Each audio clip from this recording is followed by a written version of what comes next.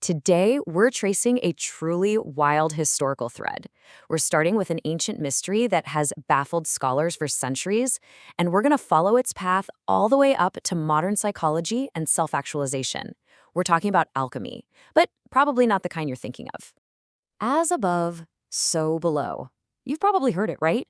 It's this deeply mysterious, incredibly iconic alchemical phrase that has literally echoed through history. It pops up in everything from medieval grimoires to modern pop culture and even New Age philosophy. It really sets a beautifully philosophical tone for what we're about to uncover. So that brings us to the big question for today's explainer. What exactly does an 8th century cryptic green slab have in common with a modern story about a shepherd boy? And perhaps more importantly, your own deepest personal fears. I know, it sounds like an impossible puzzle, but stick with me, because I promise you by the end of this, the connection is going to be crystal clear. All right, let's get right into part 1, literal alchemy and the emerald tablet. Okay, so the emerald tablet is this incredibly compact, highly cryptic text. It's traditionally attributed to a legendary Hellenistic figure known as Hermes Trismegistus. Now, Hermes is a fascinating figure all on his own. He's this mythological mashup, a syncretism of the Greek god Hermes and the Egyptian god Thoth. In antiquity, he was basically revered as the ultimate source of wisdom and magic. And for centuries, this brief text was the absolute holy grail for literal alchemists. I'm talking about the people in laboratories with the glass vials, the fire, the sulfur. They were attempting the ultimate physical transmutation, turning base metals like lead into pure gold. They truly believed this specific tablet contained the foundational instructions for creating the ultimate prize, the Philosopher's Stone. And the origin story of this tablet is literally the stuff of legends. The earliest Arabic texts contain this wild frame story about a man named Balinus. The legend goes that he found a dark subterranean passage underneath a statue of Hermes. The cave had these turbulent howling winds that kept constantly blowing out his light. So, following instructions he'd gotten in a dream, he placed his flame inside a glass vessel to protect it. He navigated those dark passages and finally found an old man sitting on a golden throne. And that old man was holding a literal green emerald slab inscribed with the secrets of the universe.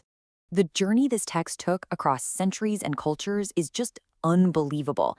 It starts in the Islamic world around the 8th or 9th century in a work called The Secret of Creation.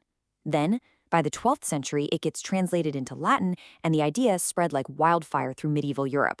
Fast forward to the 17th century, and none other than Isaac Newton himself actually wrote an English translation of it, and it's still fascinating us today. You might even recognize the text and its famous emblem if you've seen the German time travel TV show Dark from a few years ago. But here's where things take a turn. Over time, the interpretation of the tablet completely changed. Thinkers like the famous psychologist Carl Jung started to realize that alchemy wasn't really about chemistry at all. Jung argued that the rigorous chemical processes these alchemists were performing, the burning, the dissolving, the coagulating, were actually projections of their own unconscious minds. He saw alchemy as this profound metaphor for the human psyche. So the real transmutation wasn't turning literal lead into literal gold, it was psychological alchemy. It's that painful, complex process of breaking down the ego, confronting the dark parts of ourselves we desperately want to hide, and then integrating them. It's all about turning a common, unrefined person into their fully blossomed, actualized self. And that psychological integration, that is the ultimate treasure. Which brings us to part 2, literary alchemy and Santiago's journey. That psychological pivot is the absolute perfect bridge right into modern storytelling, specifically Paulo Coelho's massive 1988 bestseller, The Alchemist. In the book, we follow Santiago.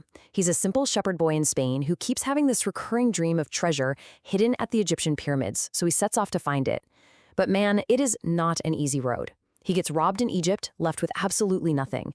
He has to toil away in a crystal shop for nearly a year just to survive. He meets the love of his life, Fatima, and then has to agonizingly struggle with whether to stay with her or keep going on this seemingly impossible quest. He even has to miraculously turn himself into the wind to escape a warring tribe.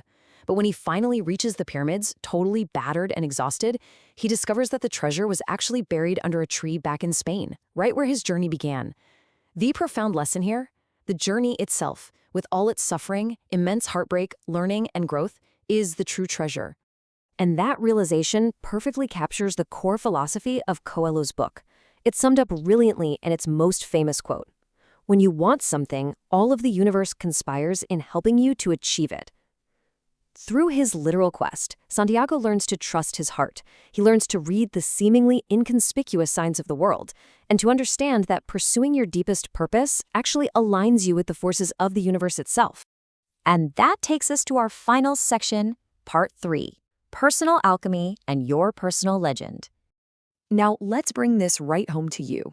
We're going to look at a fantastic essay by Emily Winsauer to help bridge Santiago's fictional journey directly to your own reality.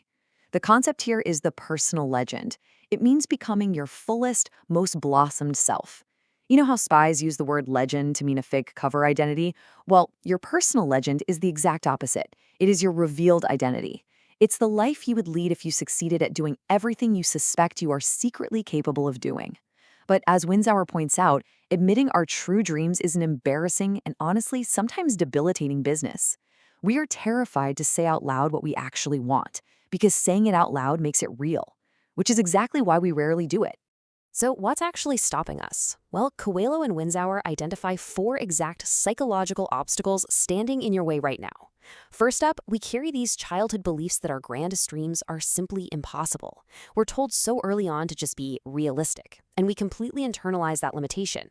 Second, if we do actually start pursuing those dreams, we get terrified of hurting our loved ones or neglecting our responsibilities.